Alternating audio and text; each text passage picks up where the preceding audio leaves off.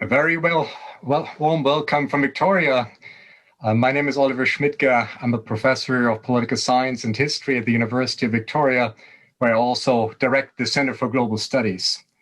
Let me introduce this session by acknowledging with respect the Lekwungen peoples on whose traditional territory the University of Victoria stands, and the Sanghi, the Esquimalt, and the Sanish peoples whose traditional relationships with the land continues to this day. Jointly with my colleague, Dr. Victor Ramraj, the director of the Center for Asia-Pacific Initiatives here at the University of Victoria, I have the pleasure of leading you today through a session on the US election debrief, change or continuity in US-Asia foreign policy. And for our Victoria Forum today, we join forces between different centers, the Center for Asia-Pacific Initiatives, the Center for Global Studies, and the Canadian International Council to shed light on what we perceive to be a critical dimension of the change that we are facing with, in all likelihood, a Biden administration taking over and setting new priorities in foreign policy. And we are very fortunate to have a distinguished panel today with experts who will help us shed light on whether and what degree of change will we expect, what will be the new relationship between the US and Asia, and what impact will we see in all likelihood in individual countries and the region at large. And with our roundtable, we have panelists who have profound experience and knowledge in the region. And there's also the reason why we have this session so late, because some of our colleagues join us from Asia in this respect. Before I hand things over to Dr. Ramraj, let me remind you of the format for our session today. We start off with short presentations by the panelists. Then we go into a moderated discussion. And after that, we will look at your questions, your comments that you will be able to leave in the Q&A function. So the chat box will not be available, but the Q&A section is where we would like you to leave your comments and questions for us that then we will pose to the panelists. And with this, I would like to hand it over to Dr. Victor Ramraj, who is a director of the Center for Asia-Pacific Initiatives here at UVic and a professor in law. With this, I would like to ask Victor to come in and introduce our panelists. Thanks very much, Oliver. And let me add my very warm welcome to one and all. Please sit back and relax wherever you are, whatever time of day it is, morning, afternoon, or evening. And it gives me great pleasure now to introduce our stellar group of panelists, and I will introduce them in the order in which they'll be speaking to us. So our first speaker will be Professor Michael Pyle, who has been since 2016 Vice Dean and Associate Professor at the Jigme Singye Wangchuk School of Law, Bhutan's first law school. Before moving to Bhutan, Professor Pyle served as Associate Dean for International Programs at Washington University School of Law in St. Louis in the United States. He was also Executive Director of the International Law Students Association, a position synonymous in law school circles with the prestigious Philip C. Jessup International Law Moot Competition, which he directed. Professor Pyle is also himself an expert in international law, and for our purposes this evening, today, has a history of engagement with U.S. politics. Professor Pyle joins us today from Thimphu, Bhutan, and he will focus his comments on the latest foreign policy signals coming out of Washington, D.C., and the implications of the change in administration for Asia. Our second speaker will be Dr. Wenchen Chang, who is Dean of the National Chiao Tung University School of Law, as well as being a professor of law at the National Taiwan University. Dr. Chang serves as a member of the editorial board of the International Journal of Constitutional Law and was editor-in-chief of the National Taiwan University Law Review. Her main areas of teaching and research are comparative constitutional law, international human rights, international environmental law, administrative law, and law and society. Dr. Chang joins us today from Taiwan. She's going to focus on the implications of the new administration for regional security, primarily in East Asia, but also in the broader region. Mr. Hugh Stevens is an associate at the Center for Asia-Pacific Initiatives. He is also vice chair of the Canadian Committee on Pacific Economic Cooperation, or CAN-CPEC. He's also a distinguished fellow at the Asia-Pacific Foundation of Canada and executive fellow at the School of Public Policy at the University of Calgary. Before returning to Canada in 2009, Mr. Stevens was Senior Vice President, Public Policy for the Asia-Pacific at Time Warner in Hong Kong for nearly a decade. Before that, he had a 30-year career as a Canadian in the Canadian Foreign Service.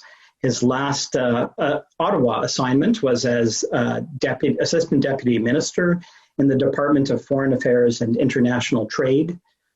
He has also held postings in Taiwan, Seoul, and Islamabad. Hugh Stevens joins us today from Victoria, and he will take us through the trade implications for Asia of a Biden administration. Finally, our fourth speaker is Ms. Melissa Lo Yu Sing, a senior research fellow at the Energy Studies Institute at the National University of Singapore. She has participated for over a decade in the Conference of Parties under the United Nations Framework Convention on Climate Change. She serves on the steering committee of the Research and Independent NGO constituency under that same body. And she is an active sustainability thought leader, having published and presented at forums in Singapore and internationally. Her current research focuses on transparency of climate action and reporting in Southeast Asia. Ms. Lo joins us today from Singapore and will speak to us on the implications of the US election for climate policy. Let me offer a very warm welcome to all four of you. And Michael, with that, over to you to start things off. Thank you very much, Victor. Good morning or good evening from Thimphu. I thank the Victoria Forum and the University of Victoria for this opportunity to share some thoughts on what we Americans refer to as the most important election of our lifetimes. As Victor said, I am Vice Dean here at JSW School of Law, the first and only law school in the Kingdom of Bhutan.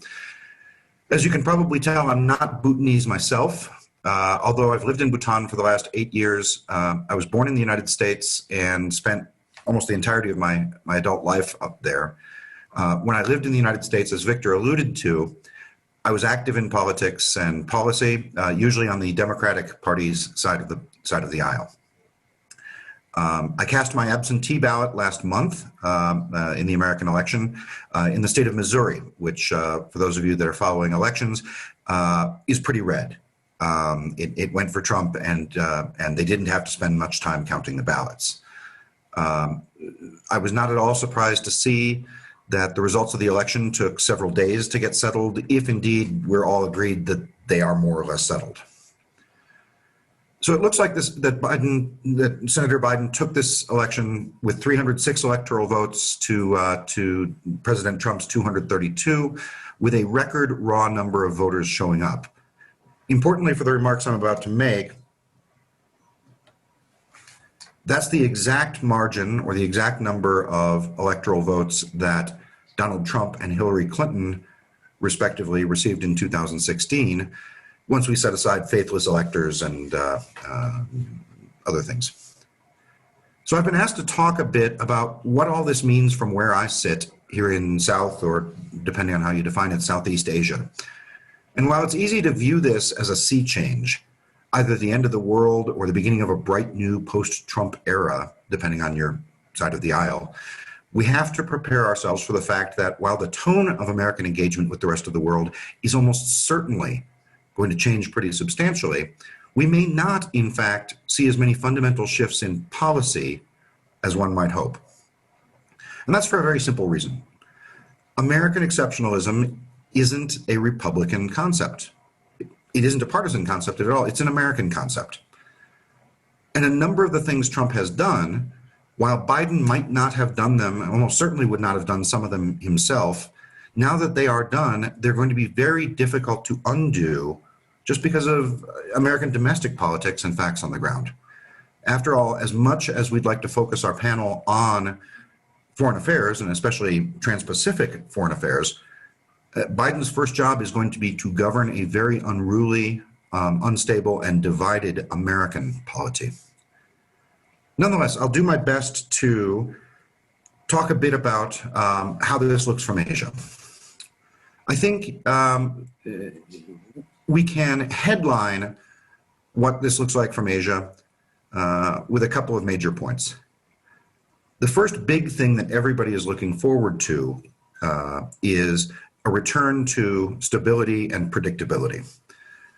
Irrespective of whether any particular Asian nation was pleased with Trump at the moment, for example, a new aid package or a new engagement, or displeased with him as he denounced a country or mispronounced Button or our neighbor to the west, whose name I won't repeat, his mispronunciation.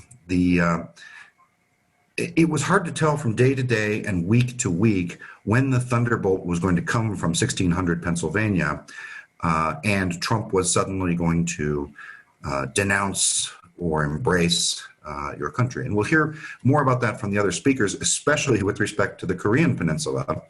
But I think there is a great sense of relief that we may be returning to a bit more boring United States.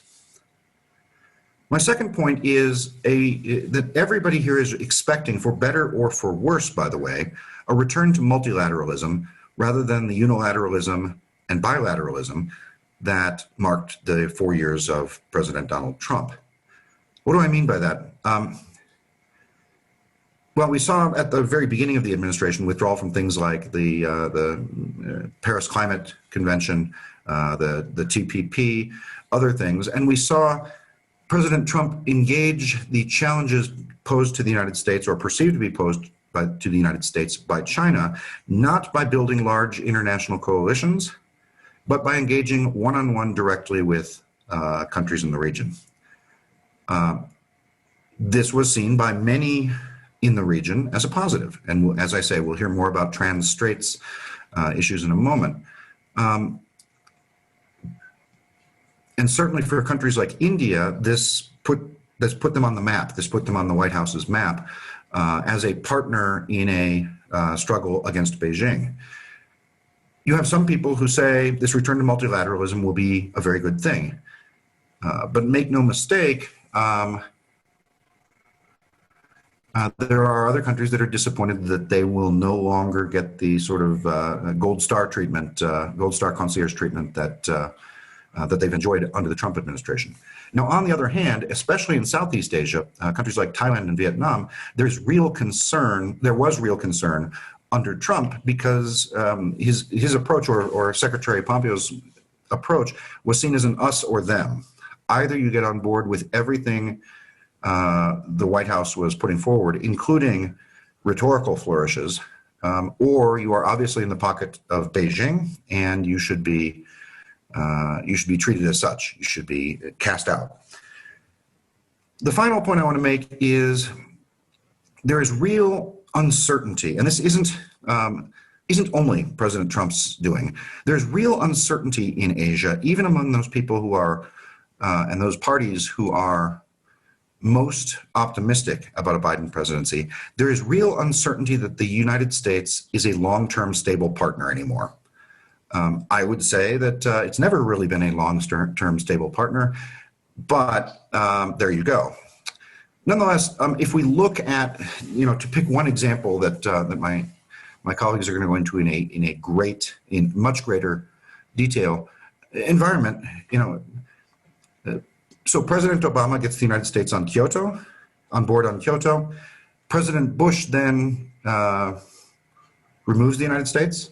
President Obama gets the United States on board with Paris, and President Trump removes us.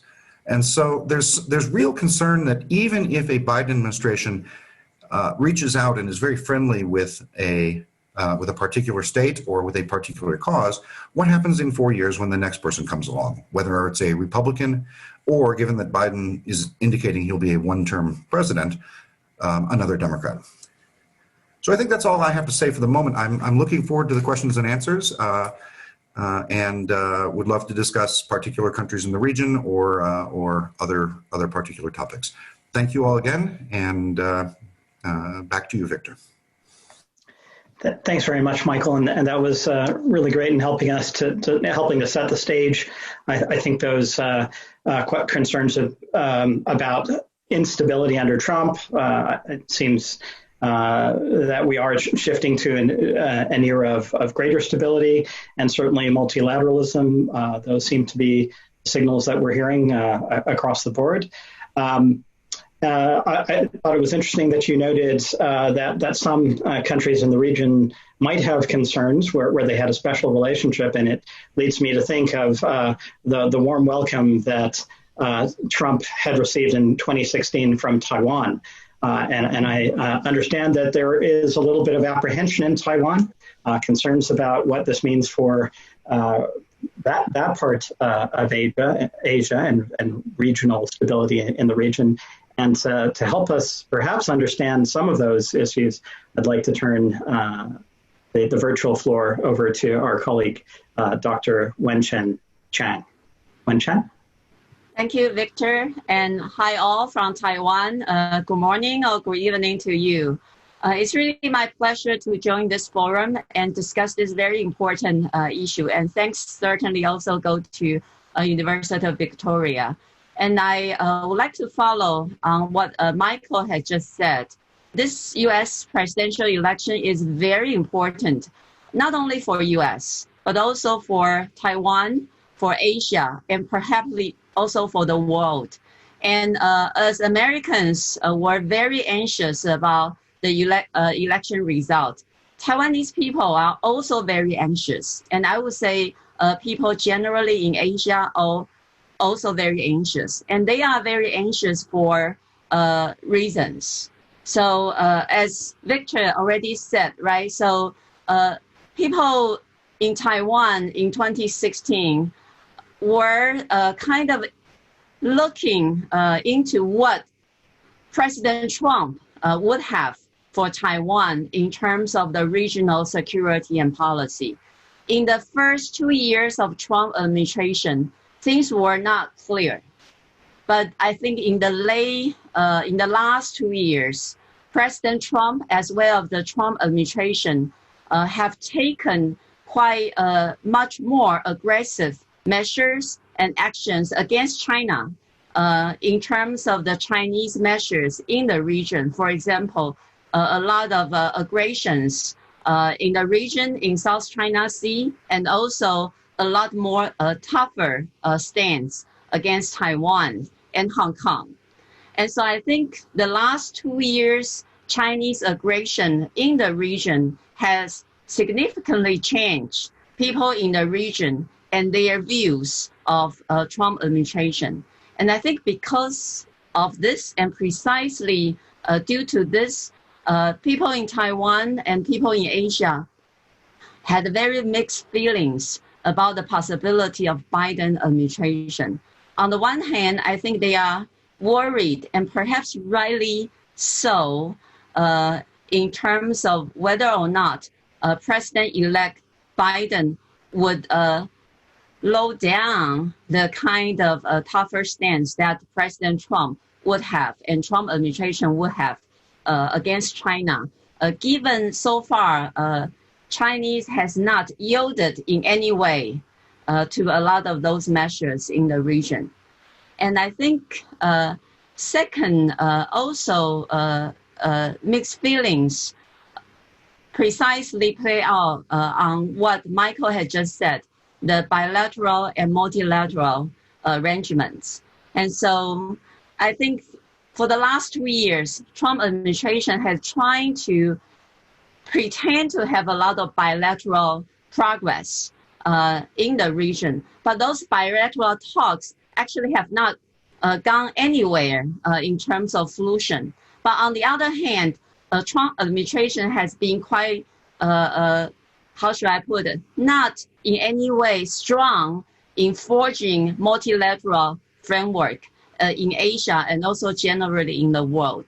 This would put not only Taiwan, but also Asian countries in a much more difficult situation, because this will render Asian countries largely depending upon American administration's goodwill to safeguard Asian regional security and peace, rather than relying on either the bilateral or the multilateral arrangements.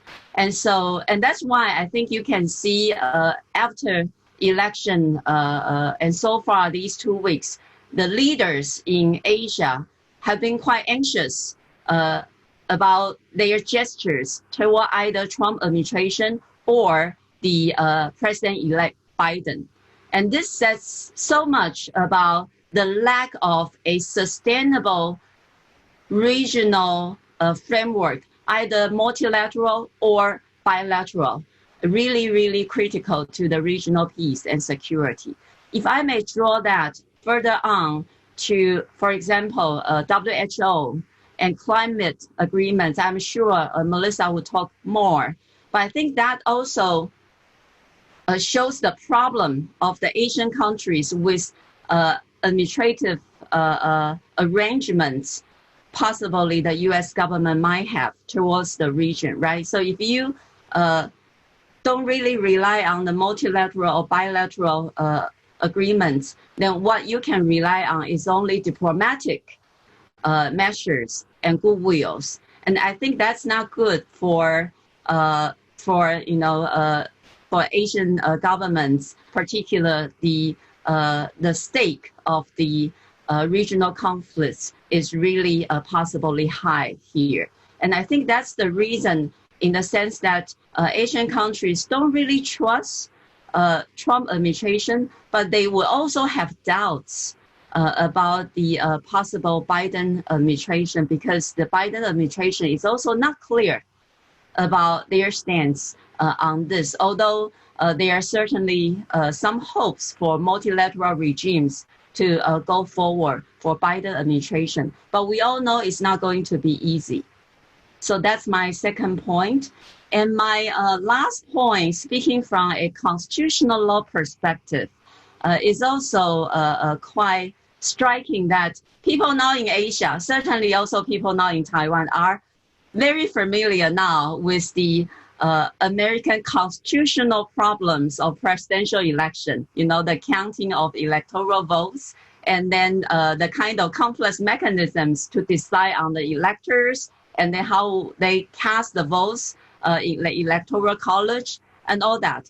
And that period of time certainly puts Asian regional security in problem every 4 years, right? If every 4 years, for Asian countries, they will need to wait for these very contentious elections result to be rest. And then in order to know what kind of directions their regional policies, their regional arrangements will go forward, it will be such a high risky thing for Asia. And I think, speaking from constitutional law perspective, we often think that the constitutional arrangements, right, how one country amend their constitution is their own thing. But I think to institutionalize or to stabilize American elections every 4 years will be something of a global concern for now. As you can see now in Taiwan, and also I think in some of the TV shows in Japan and in Korea, they will say, oh, okay, we will only hope that American elections to be rest really soon so that we can maintain our regional security and to know which way it's going. And I think this American presidential uncertainty also puts the whole globe uncertain to many, many ways.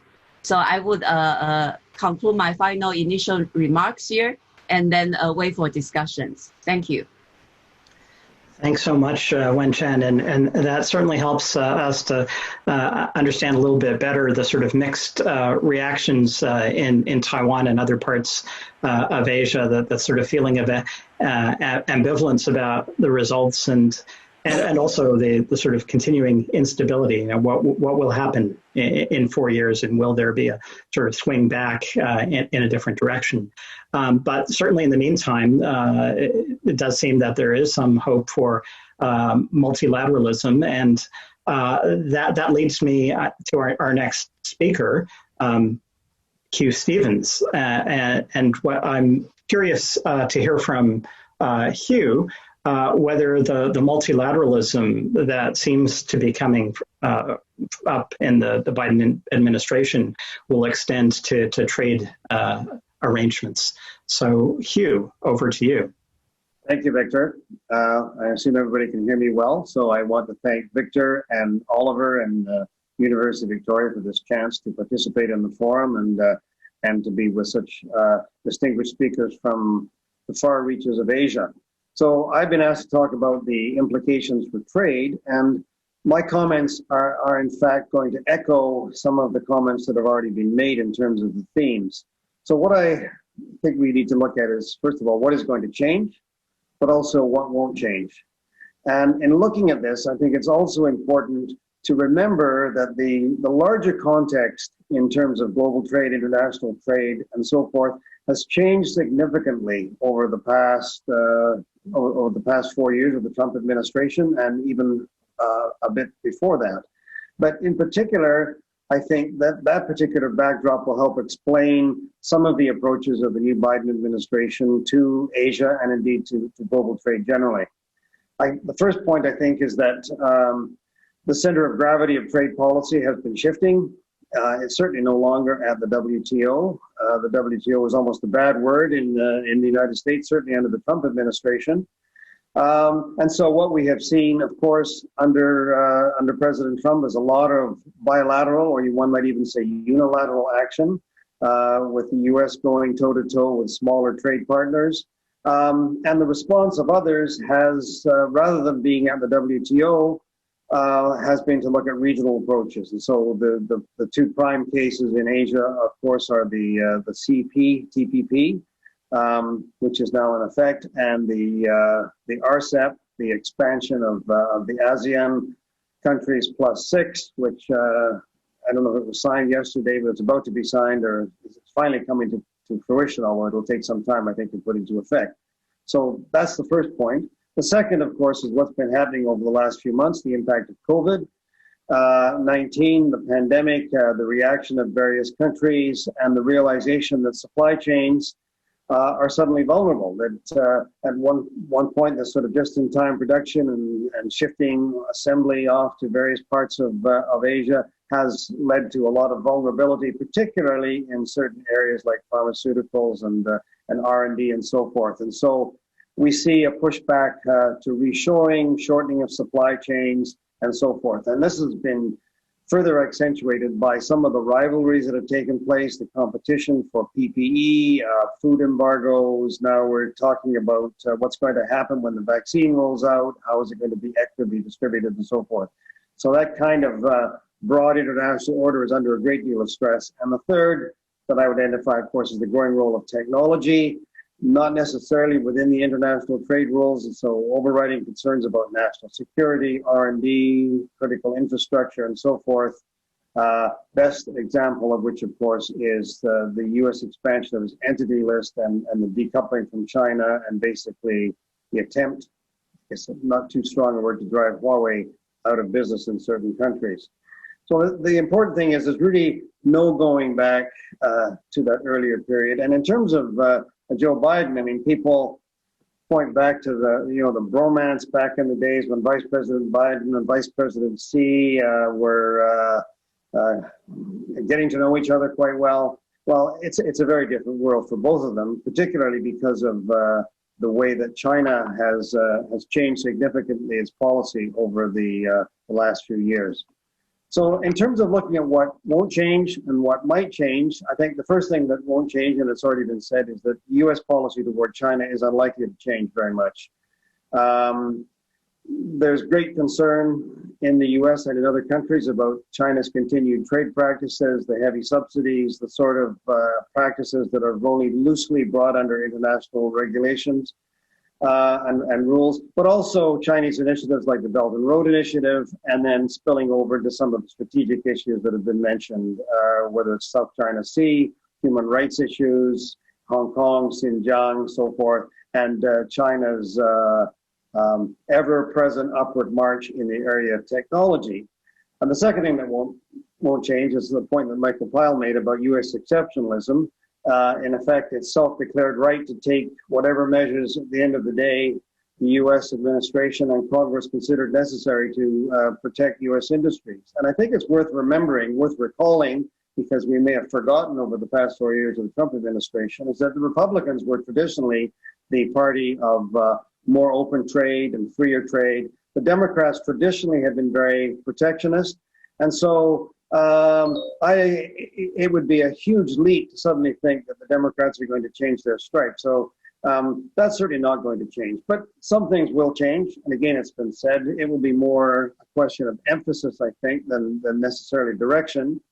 It will be one of approach. And that approach will be less unpredictability, more predictability, if you like. The fact that you're dealing with an experienced international leader as opposed to one that sort of woke up every morning and decided what he was going to tweet out based on what he'd just seen on television. I think you'll see a broader view that ties trade to some of the political and strategic issues.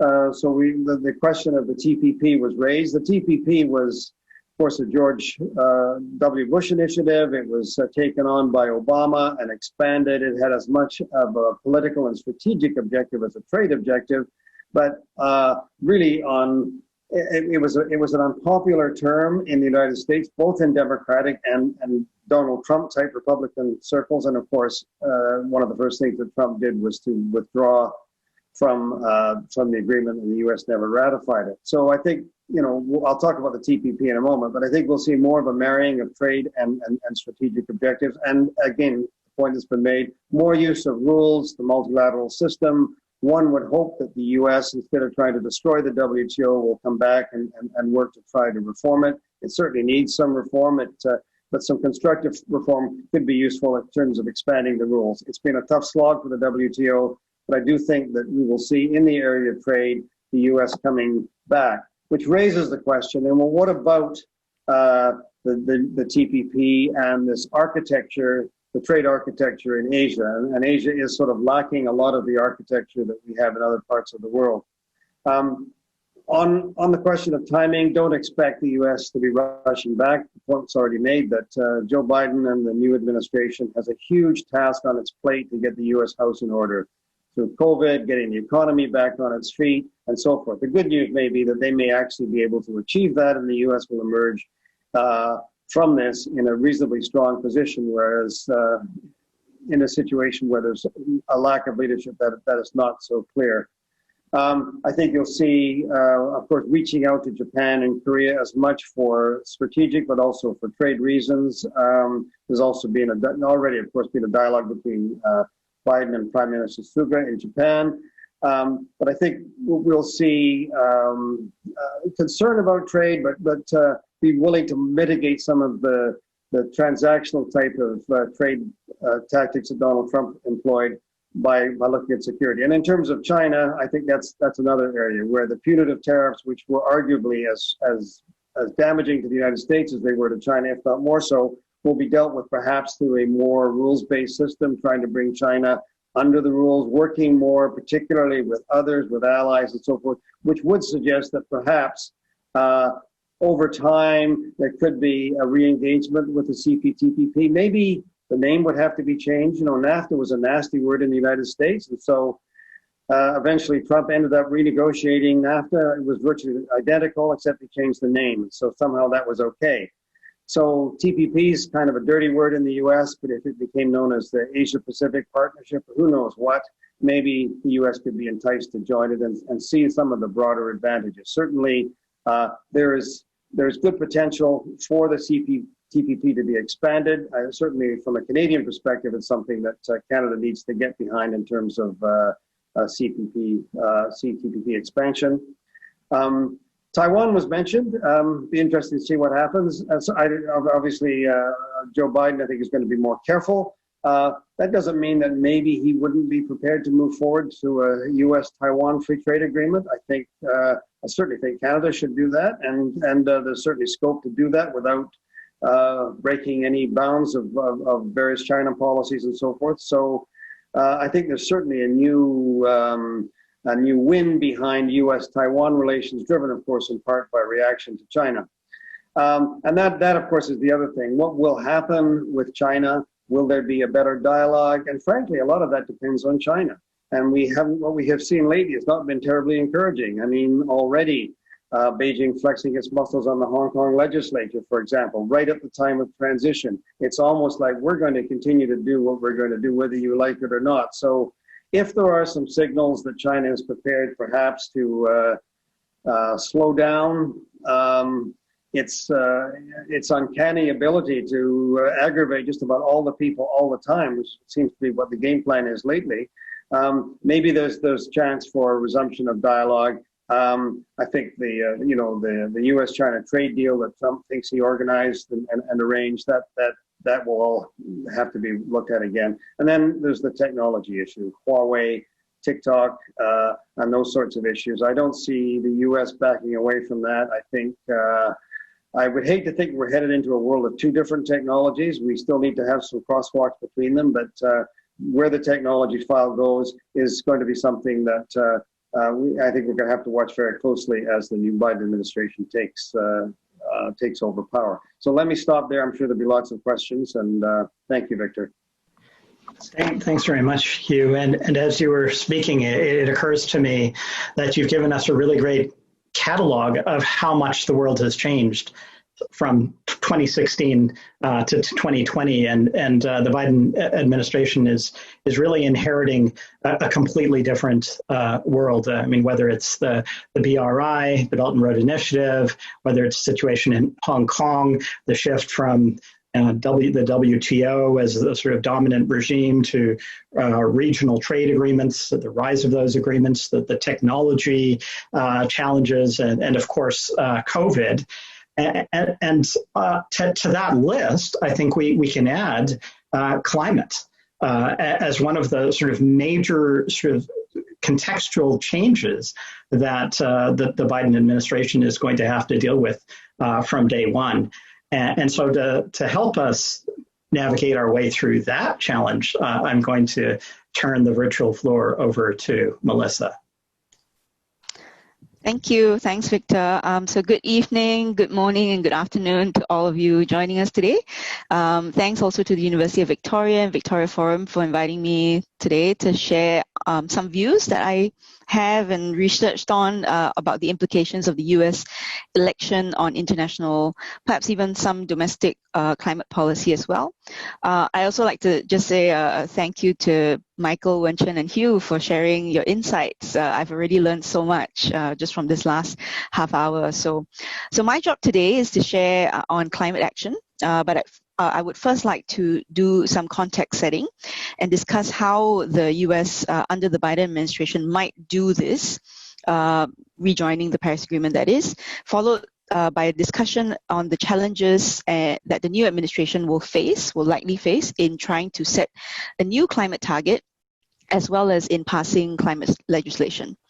So I think this has been mentioned many times before, but the outcome of the 3rd November 2020 US election is certainly a significant one for international climate policy. This is especially so given that on the 4th of November 2020, the day after the election, the US withdrawal from the landmark Paris Agreement came into effect. A new administration under the President-elect Joe Biden will invariably seek to restore U.S. leadership on climate change through a wide range of domestic and international initiatives. I think, of course, the first one that comes to mind is re-entering the Paris Agreement. And he has said that he wants to do this on day one, on the 20th of January 2020. To do this, President-elect Biden will need to deposit an instrument of acceptance at the United Nations headquarters based in New York. This is in line with Article 21, Paragraph 3 of the Paris Agreement. And following this, 30 days after this deposit of that instrument, the U.S. will become a party to the Paris Agreement again. And this is significant because the U.S. is still the world's largest economy and the second largest emitter of carbon greenhouse gas emissions, right? And just to note that an executive order to do this is the same way in which President Obama had done this back in 2016. And indeed, the U.S. participation in the Paris Agreement can be decided solely by the President without Senate advice and consent, because it is an elaboration of an existing treaty to which the U.S. is already a party. So this is the UN Framework Convention on Climate Change. All observers that are watching this closely will say this is the easy part, right? Rejoining the Paris Agreement is step one. What is significantly unclear at this point is whether this rejoining the agreement will come with a new pledge at the same time, right? So day one, will we see a new, more ambitious, nationally determined contribution that the US will put forward? This is important because any country that wants to participate in the rules-based multilateral system to address climate change, at least under the Paris Agreement, will need to ensure that it commits to and maintains an NDC. Under the Obama administration, some of you may recall, the US had committed to reducing emissions by 26 to 28% below 2005 levels by 2025. This includes land use change, and forestry. At the time, the Obama administration had also submitted a mid-century strategy for deep decarbonization. Right, so this is the long-term low emissions development strategy. Sometimes we call this the LEDS. And that strategy sets an emissions reduction target of 80% or more below 2005 levels in 2050. Now, since the Trump administration had withdrew the US from the Paris Agreement, the US is no longer expected to commit or to fulfill those targets. So it's unclear, as I said before, whether the new administration will plan to resurface those two targets or strategies ahead of the COP26, which has now been postponed to next year. So as I said earlier, and I'll reiterate, that formally rejoining the Paris Agreement is going to be administratively easy. There doesn't seem to be very much contention or debate about this at this point. But the more critical challenge is for the incoming Biden administration to put forward a new NDC that would be viewed both as ambitious as well as credible. So both are important, right? Ambition is one thing, but credibility in the eyes of it being achievable is going to be a huge challenge for the US. So going to some technical detail here, technically the US, pursuant to paragraph 22 of Decision 1 CP21 of the Paris Agreement, they have to do this within 30 days of joining the agreement. But depending how you read the Paris Agreement, there is another paragraph 25 of the Paris Agreement which says that because the US is not a new party technically to the Paris Agreement, so it could be required to only submit an NDC 9 to 12 months ahead of the next COP. So again, depending how you read it, the COP has been postponed by a year, the one in Glasgow that is. It will now take place in November 2021. But no matter how you read it, it still means that the new US NDC will have to be in by end of February next year. So it doesn't leave the Biden administration a lot of time to come up with this NDC. Certainly, the US could, in the meantime, provide a placeholder or provisional NDC. It could reinstate the Obama administration's 2025 pledge. There is a think tank, or several think tanks actually, but I'll point out the one, the Center for American Progress. They've recommended that the US should commit to cutting greenhouse gas by 43% from 2005 levels by 2030. And this will put the US on track to meet net zero emissions by mid-century. Now, one thing I do want to emphasize is that the US faces a credibility risk when it comes to rejoining and submitting this NDC. I will draw from the insights of Sue Bianias. She was the former Deputy Legal Advisor to the US Department of State, and she's been a climate negotiator for some 25 years. She warns that it would be counterproductive internationally if the US were to submit an NDC that cannot be realistically achieved. She wrote this in a blog post for Columbia Law School, and she points to the need for the US to carefully balance objectives at this point in time. She assesses that if a new NDC, a new administration rather, chose to join the agreement right away, along with an ambitious NDC, it could achieve immediacy and demonstrate climate ambition. Alternatively, if the administration waited to rejoin the agreement and submitted an NDC until it had pursued domestic law and engaged with domestic stakeholders and other countries, this would promote credibility, sustainability, and international leverage. So there really is a lot of work for the incoming administration to do prior to 20th of January or end of February. So I wanted to turn very quickly to what all of us are concerned about, essentially, is how the Biden administration will do this with a Republican-controlled Senate. So we know that this is likely to happen at this point in time. The Republicans are likely to retain control of the Senate, and during this election, they even gained some seats in the House. So he will absolutely need Republican support if he wants to pass any climate legislation.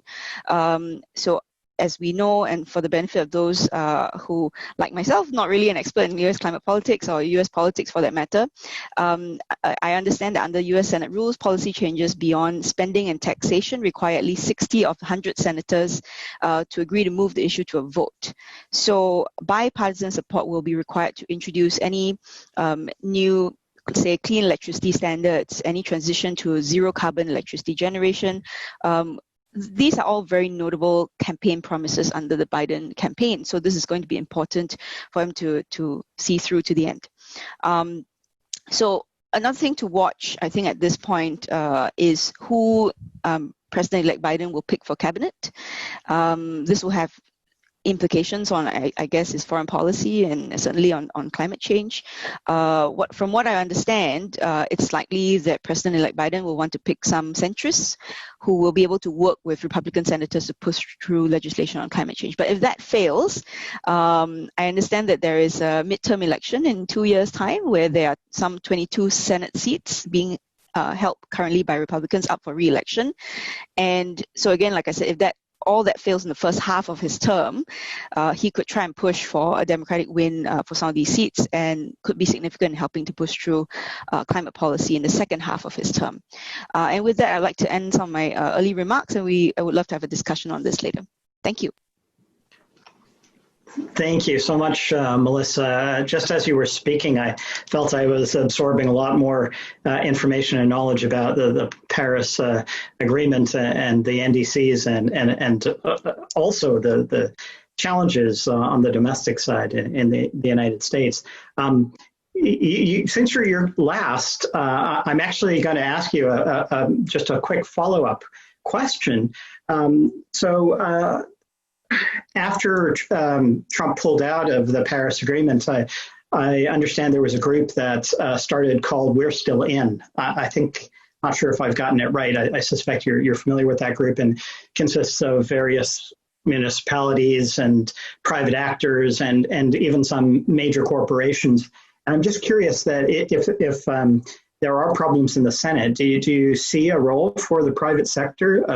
You see a role for, in a shift towards a green economy, and it seems in some ways the world is moving quickly in that direction. Do you see that there might be some pressure from the private sector, or some perhaps support for the Biden administration in the private sector that might help to push politicians in that direction? Thanks so much, Victor, for that question. So actually, even before President Trump took office, the US was already on track to meet its 2020 emissions reduction target. A lot of people don't realize this. This is largely due to the fast decline of coal-fired power and the rise of renewables, quite simply put. And there's a group that was founded by, I believe, former mayor of New York, Michael Bloomberg. and so this group is called America's Pledge, which is very similar. I think they must be part of the We're Still In coalition. And I think that they published a report that said that even without help from the federal government, from Washington, action from cities, states, and businesses are already making it possible for the US to cut some 37% of its emissions by 2030. So certainly I think it's important to remember that a lot of states in the US, subnational actors like businesses, have already gone pretty strong without federal support on climate action for the last 4 years.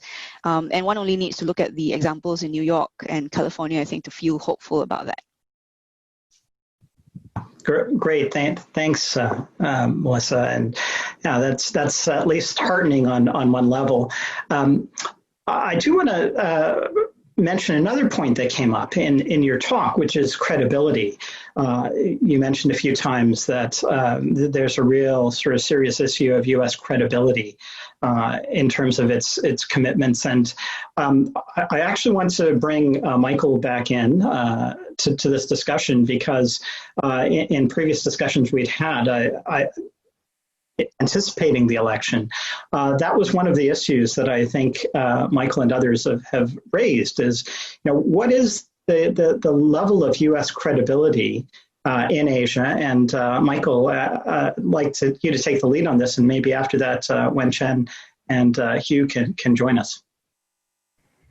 So we've got two issues here. Thank you, Victor, and I'd like to join others in thanking the rest of this panel. This has been fascinating.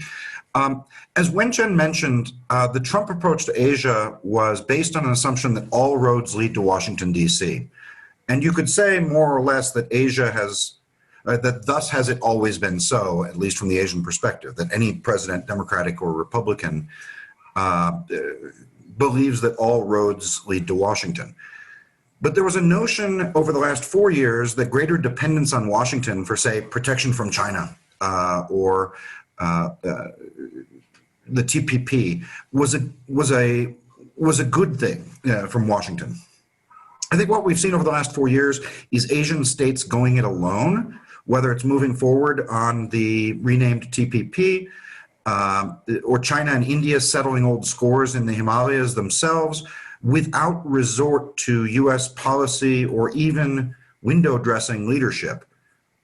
There is certainly a sense now that irrespective of how sunny Biden and the Democrats might seem in comparison to Trump, that trend is going to need to continue. The thought really is U.S. presidents come and go, but we're going to have to build lasting bilateral and multilateral legal regimes and institutions to replace arrangements that have traditionally looked to Washington. Victor and I have discussed this in other forums before. The other problem is really going to be getting boots on the ground from Washington. As we all know, one of the effects of Trump's very personal and bilateral approach to diplomacy has been the gutting of professional diplomatic civil servants in the embassies and consulates around the world. And so Biden is coming into Asia, in particular, flying blind. And so we're going to need to reestablish, and we here as the United States are going to need to reestablish our personal presence in addition to the sort of corporate presence of America across the region. Thanks, Michael. Wenchen and Hugh, would either of you like to come in on this question of U.S. credibility? I certainly like to echo what Michael has said, as I also mentioned in my brief remarks, that the credibility, as Melissa framed, or as I said, that kind of mixed feelings towards U.S. administration and their dominance in Asian regional security policies is really something worrying in Asia. I think now Asian countries are very clear. The regional security cannot be dependent upon any particular U.S. president. But then the problem is what's next, right? So you are dealing with a region where the either multilateral or bilateral frameworks are lacking. And then, so I also want to join in saying that there are a lot of roles that other countries like EU, like Canada, like, other regional players really can come in Asia regional security and politics rather than single-handedly relying upon US. And I think that's the moment that other players are so much more important than what has been before. And it's also an opportunity in terms of other players to come into play facing these new pages of, the world trade, security, and also COVID crisis in terms of public health. So I just want to join this point. I would just say that, can you hear me? Yeah. I would just say that this issue of, questioning U.S. commitment to Asia is not something that's brand new, that's just come up under the Trump administration. I mean, if you think back to the Obama administration, the so-called pivot to Asia, it wasn't really that much of a pivot. I mean, it was more of a head fake than a pivot in some ways, if you're thinking in basketball terms. And in the trade area, we've seen the Asian countries, after the U.S. turned its back on them, to continue to move ahead. The CPTPP is one, the RCEP is another. And let's not forget that many of these countries really don't want to have to choose, particularly the Southeast Asian countries, don't want to have to choose between China and the United States. Frankly, they'd like to have their cake and eat it as well, but they don't want to be forced into the position of having to choose one or the other.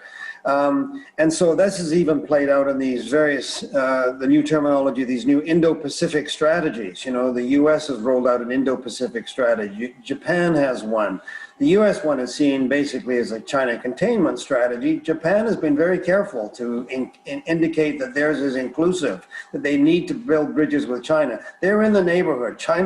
Korea for China and Korea, for Japan and Korea, China is right there. So while the U.S. is very important, there is this question of credibility, and whether it's in trade or strategic issues, they want to make sure that they're not putting all those eggs in one basket. They would prefer to find a way for China and the U.S. to find a modus vivendi to be able to live together. And I think partially behind that is this question of, well, if the balloon goes up, is the U.S. going to be there with us? We're not sure.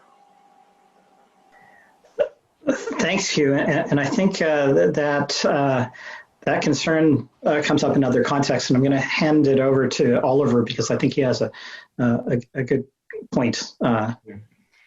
Michael, I think I can follow up right where you left off. And, one thing is to look at, the bilateral relationship between the U.S. and individual Asian countries. But I'm wondering, do you have a good sense, or is there good data to look at a different legacy of the Trump administration for 4 years, which is trust in America, broadly based trust and prestige of America in Asia, in the Asian region. I've seen numbers for Europe, and there's a dramatic drop in the trust that the population has in the U.S. as a partner, as a force in international relations. Have we seen dramatic shifts in the perception of the U.S. in the publics in Asian countries? Think about Hong Kong, but there has been a notable absence of the U.S. Supporting the democratic movement there. So I'm just wondering how this plays out beyond, the official statements. Is there a broad sense of the broader perception of the U.S. In the population? It's a great question. And so first of all, we have to remember, as I think everybody on this call knows, that with the exception of certain extremely modern societies like Taiwan, Singapore, Hong Kong, the fetishization of public polls has really not occurred yet in South and Southeast Asia. And so we're comparing apples and oranges here. That being said, we can certainly see some indicators from reported trends on social media, both during the election and during some of the flare-ups here in the region. The Japanese public views itself as in some senses abandoned, as does South Korea, over Trump's bromance with the little rocket man, as I believe he once called him. In Southeast Asia, there's a real sense that that the United States, and this isn't, as Hugh rightly points out, a new thing under Trump, but that the United States was really trying to push pawns around the board on the Beijing-Washington disagreement. There's a real sense that the U.S. has abdicated its role as a stable leader in any sense, or as a beacon for democracy or human rights of any sense. And that's interesting, because one of the trends we saw in India in particular was real support from the same kinds of groups that supported the Prime Minister Modi's BJP party, real support in the last couple of months for the re-election of Donald Trump. Which is interesting because, of course, Vice President-elect Harris is of South Asian descent. India is worried, in particular, BJP is worried that human rights may be back on the map after Trump.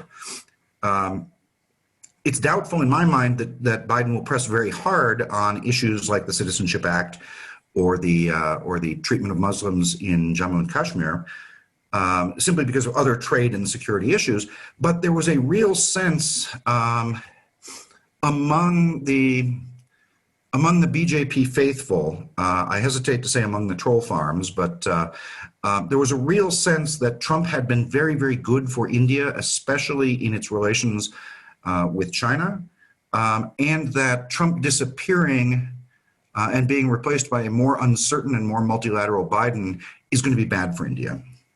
So I think the overall trends we can see are a loss of faith in the leadership of the United States, in the stable leadership of the United States. But as to how people felt about that, it's as with everything, it's all affected by local politics and whether Trump was good for or bad for the United States. Wen-Chan. Yeah, so if I may, I want to jump into this point, and this is very important. As Michael said, the similar paradox also plays out largely in Taiwan. So the supporters of our democratic government, President Tsai Ing-wen, have been very strong supporters for President Trump, which is an amazing and unlikely alliance, because the values that President Trump shared definitely are not the values shared by typically our current government and their supporters. But because, as I said in my earlier remark, that we have to take note of the recent aggression Chinese government has taken against Hong Kong and Taiwan, and also some of the actions in South China Sea. And so this worries very much for the democratic supporters and values and institution mechanisms in Asia. And so this plays out really paradoxically that the kind of a strong stance President Trump has taken meets the needs of the worries and in Asia. And so I will echo what Michael has said beautifully, that I think Asian governments and people still put very much at the center of the U.S. Importance. But I think there is an increasing loss of the faith in the leadership. So it's not really the United States, but it's the American presidents. I think that paradox is absolutely fascinating, Wen-Chan, and it also arises in the context of Hong Kong, certainly.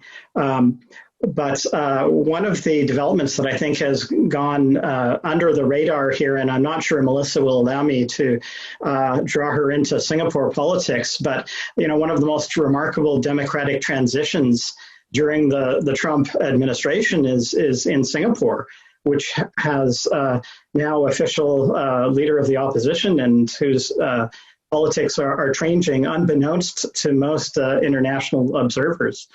So I won't put you on the spot right away, Melissa. You're welcome to weigh in on that. But I also want to put Melissa and Hugh into dialogue on the question of trade and climate environment. As new trade agreements are negotiated, or the United States considers, say, joining some revised version of the TPP, to what extent is climate going to figure into those negotiations in one form or another, whether directly on matters of climate or with sort of provisions relating to green energy and a shift towards the green economy? Melissa, I'll turn it to you first and then to Hugh for a response. Thanks, Victor. I did want to make a short note to Oliver's question. I mean, to be honest, I am a beneficiary of the Obama-era Young Southeast Asian Leaders Initiative Fellowship, right? A YSEALI fellowship, professional fellowship. So I was in the U.S. in, I believe, 2015 or 16, anyway, prior to the election at the time. And, since then, I still feel like the U.S. has been, at least the embassy here, has been extremely engaging. Every year there's still been loads of activities to engage, exchange alumni such as myself. And even where that seems to have been less, sort of engaging, or rather maybe less frequent, I think the Singapore government also makes an effort to engage American businesses. Google is here, Facebook and several other large American corporates are in Singapore. The regional headquarters are in Singapore. And so, I am absolutely hopeful that the US will be able to reestablish its presence and credibility. And when we talk about credibility, it's interesting to note also that it's not just the US that has to keep up on its credibility and make sure that the world believes that they're going to do what they're going to do. I see in the Q&A there's a question about Canada. I was just quickly looking up whether Canada has set a target, and it has. And it's also set a net zero, I believe, target for 2050, if I'm not mistaken. But I think all eyes are also on whether these are turned into actual legislation. And so far, I understand that Canada hasn't. China has also announced their net zero target by 2060. We have to wait until the 14th five-year plan to ensure that they are going to enshrine this in law. And same with South Korea and Japan. So I think it's not, all eyes are not just on the US at this point, at least when it comes to climate change. Every country will have to do its part, particularly because under the Paris Agreement, every country brings their own targets to the table, right? And so it's back to them to decide how they're going to achieve it. So I just wanted to sort of provide a balance to my earlier remarks.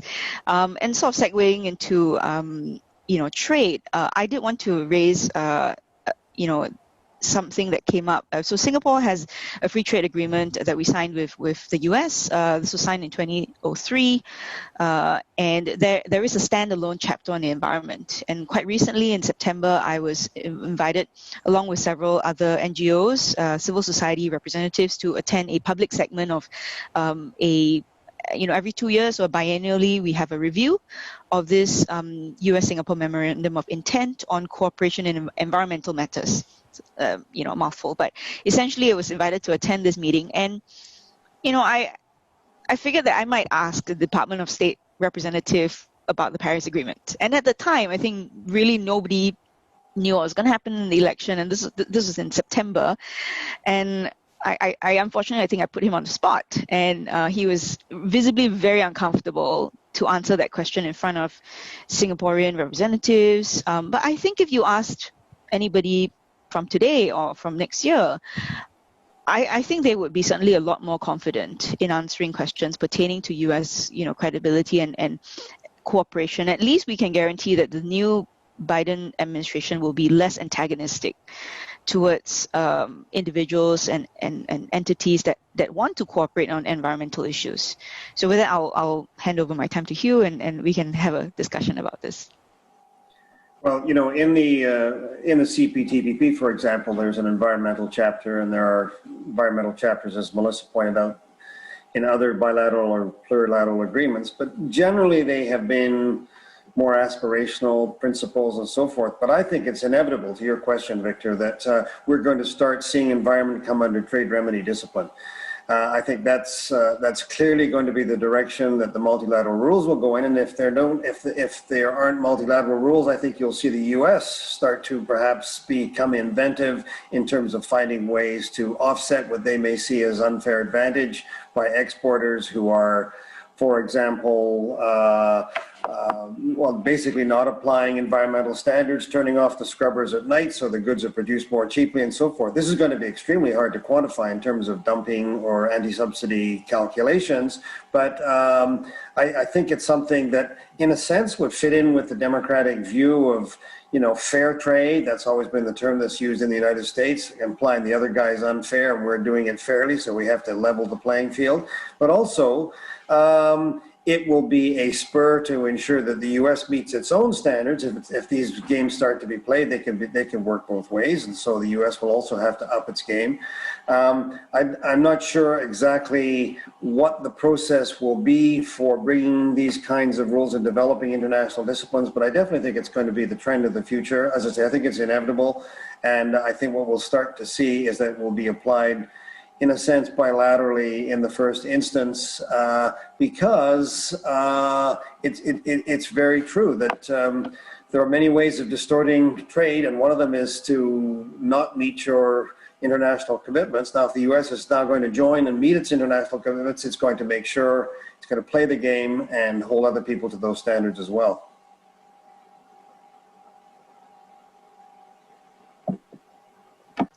Melissa, any follow-up? No, I agree. I think, there are a lot of moving parts when it comes to the outcome of this election. And interestingly, I mean, as we're talking, I apologize for somebody just sent me a message. One of our Singapore's, the former dean of the Lee Kuan Yew School of Public Policy, some of you may be aware, Professor Kishore Mahbubani has just written a piece in the South China Morning Post, and the title reads, "Joe Biden's America needs to learn from the world, not vice versa." I'm happy to send the link in the chat box here, but I think this is also a part of, some of the discussion that's happening right now is that I think the US could also, appreciate that the world has changed. And I think this is a point that Victor and Michael, I think you've raised on several occasions now, that we just have to wait and see how the Biden administration will take cues from how far we've come since 2016 and be able to adapt to that. So I look forward to reading Kishore's piece. It makes me think of COVID, actually, and there have been several interventions of late on this question of the West, broadly speaking, learning from what Asian countries have done. Wenshan, clearly Taiwan has been a leader in this regard, and I believe your cases are still quite low. And I wonder if I can invite you to come in on that question about, first, in terms of the public health dimensions, if there's a case, a strong case for Taiwan being let back into the WHO, whether that's a prospect under a Biden administration, and then also sort of the bigger question of how to transition from the public health challenges into sort of an economic recovery, if there might be some lessons, whether from Taiwan or elsewhere in the region. Yeah. So thank you for that. I think that's precisely the question reflecting the kind of paradox or mixed feelings I earlier mentioned. So people in Taiwan generally now feel that with Biden administration, we might not be able to join WHO because that kind of multilateral mechanism will require a huge Chinese cooperation, and because President Trump has much stronger and tougher a stance against China, and so even pledge of setting up another US-led WHO. So I think, but either way, right? So with President Trump, he's out of WHO, and Taiwan is not going to be within WHO, right? Although Taiwan very much wanted to. But then with President-elect Biden, then he would have had hard time dealing with all these Chinese stance within that kind of multilateral regimes. And as we all acknowledge, WHO itself needs a lot of reforms. And this may be the last point I want to invite all of us to think that, you know, the last few years have changed so much the Chinese presence in all these multilateral arrangements, right? So Chinese governments and representatives have become really stronger, tougher negotiators, and they had a lot of powers within those multilateral mechanisms. So with the Biden administration coming in, to what extent President-elect Biden and the administration he led will be able to really negotiate on a much more equal playing field. I think that's pretty much is in doubt from the leaders in Asia, and I think also from the leaders in the world, if without the help, say, from EU or other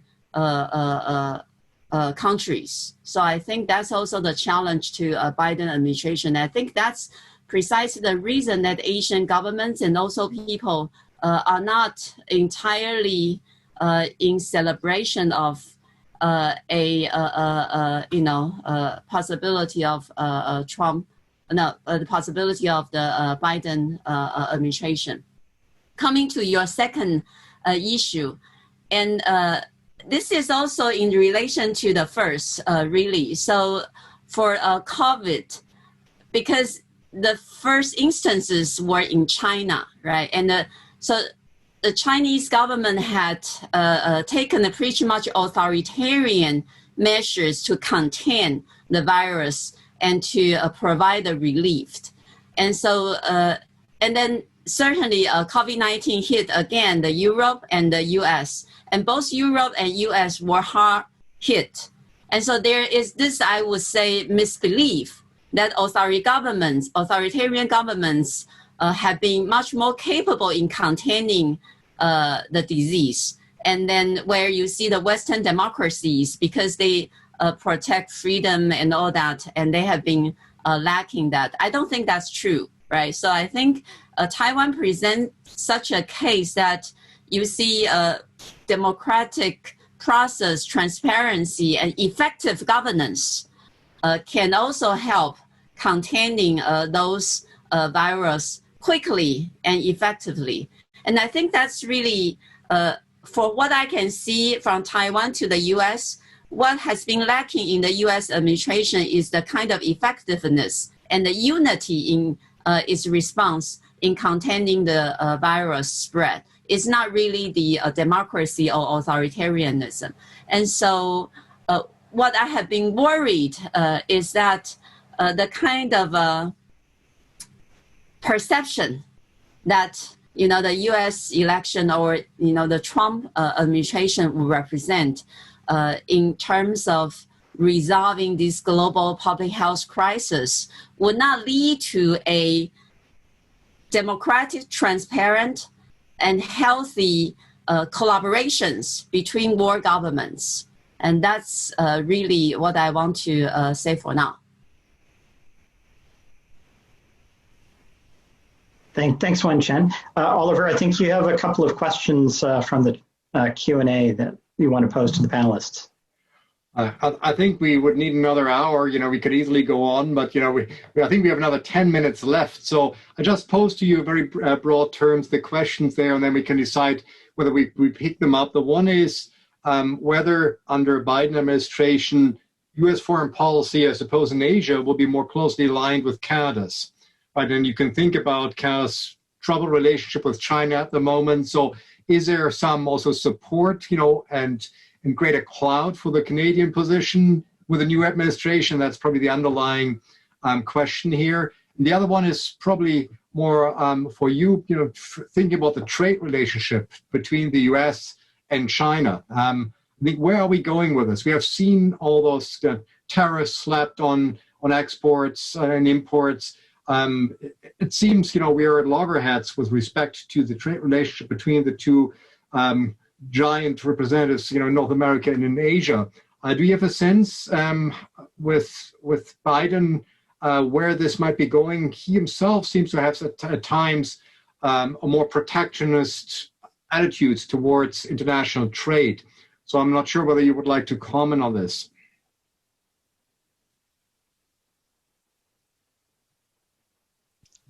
Maybe I can start on the climate front and sort of build on what I said earlier about President-elect Biden recommitting the U.S., right? So this is clearly an election promise, but he also said that he wants to lead a quote-unquote like major diplomatic effort to get every country to ramp up their domestic climate ambitions. And furthermore, whether this can be done or not is a different matter, but he has said also that he will want to make sure that those commitments are transparent and enforceable. And one would imagine that this would be applicable to Canada as well. I mean, apart from using and rebuilding diplomatic alliances, I think we can probably see the U.S. also wanting to, strengthen its allyship with Canada in order to sort of go into the climate negotiations with a stronger alliance with the EU and Japan, for instance. These are the traditional alliances at the UN meetings, thereby balancing the BRIC countries and countries that are also basically on the other end of the spectrum, the so-called developing countries. So I think that's my observation, and I think we can see probably the US trying to get every country on board with their plans. In terms of whether Canada will have more scope in dealing with Asia and China under a Biden administration than under Trump, I mean, I think there are a couple of things to look at. The first, of course, is that Canada's relationship with the U.S. is without parallel. So I mean that relationship has to remain strong, and it hasn't been very good during the last 4 years, and one can expect that it will become better because of personal chemistry and probably because of greater policy alignment between the Democrats. In most instances, are more progressive and more aligned with perhaps the way the Liberal Party sees itself. So there could be more of a feeling of cooperation rather than confrontation. We've already talked about how the Biden administration is likely to put greater emphasis on multilateral objectives and so forth. But when it comes to Asia, Canada is still very much vulnerable to the U.S.-China confrontation, and we've talked about how that confrontation is likely to continue. It won't be quite as much of a roller coaster. It'll be a little bit more predictable. Maybe there'll be greater dialogue between China and the U.S. But Canada, I think the days of finding China as perhaps a counterweight to the U.S., if that ever was a realistic prospect, are over. And I think what Canada needs to do, it still definitely needs an Indo-Pacific or an Asia-Pacific strategy. It needs to diversify, if that's possible, both in terms of trade and in terms of political relations from the U.S., maintaining a strong relationship with the U.S., but not having all those eggs in that basket. And of course, the relationship with the EU, the CETA, is one, and likely we'll have a trade agreement with the UK post-Brexit will be another. But Canada still needs to find its way in Asia. China is not going to go away. We will continue to have to find ways to connect with China, notwithstanding the very difficult relationship that we're in right now. And probably the best way to do that is to try and work with other parts of Asia. Japan and Korea are the two that come to mind as initial partners. Taiwan is important, ASEAN is important, India is important.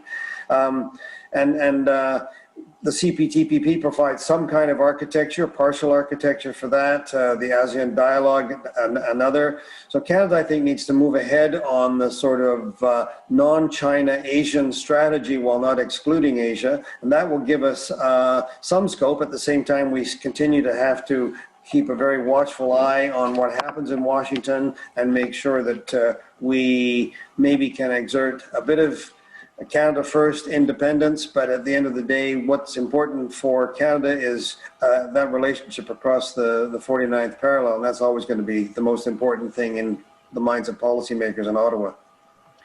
Yeah, I have to agree, and I'll on that last point. I think what Canada has learned over the last 4 years, very starkly, is in the very wise words of Presidente Porfirio Diaz in Mexico, "Poor Canada, so far from God, so close to the United States of America." Well, that seems like almost the best note to end on, but Wen-Chen, let me bring you in for final thoughts, and we've got a 3-minute warning, so we have to wrap up. I just want to also mention Canadian position in Asia. I think Canada has been a very strong supporter for human rights and climate, environmental policies for the region, and particularly in Taiwan. So we as the universities have been working in quite close relationship with Canadian office in Taiwan.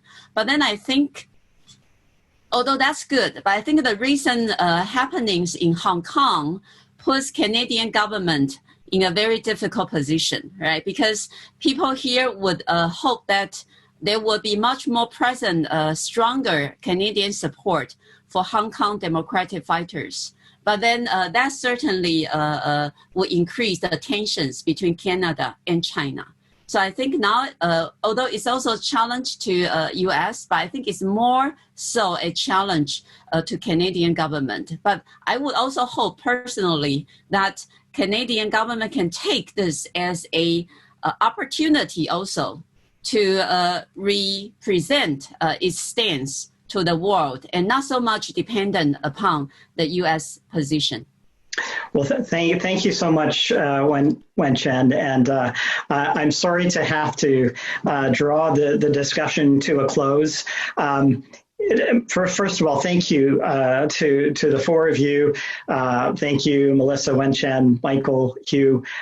This was a robust, informative, and wide-ranging discussion.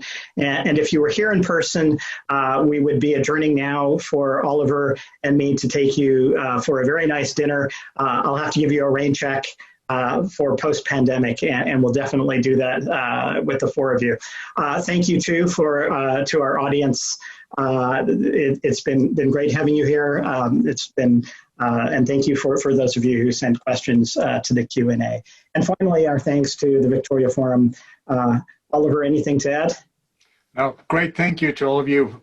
Fabulous panel, and thank you, Victoria Forum, for doing this so professionally. So think about the rain check next time, where we get together. Good morning, good evening, good afternoon, everyone. Thank you. Bye-bye. Bye now. Bye.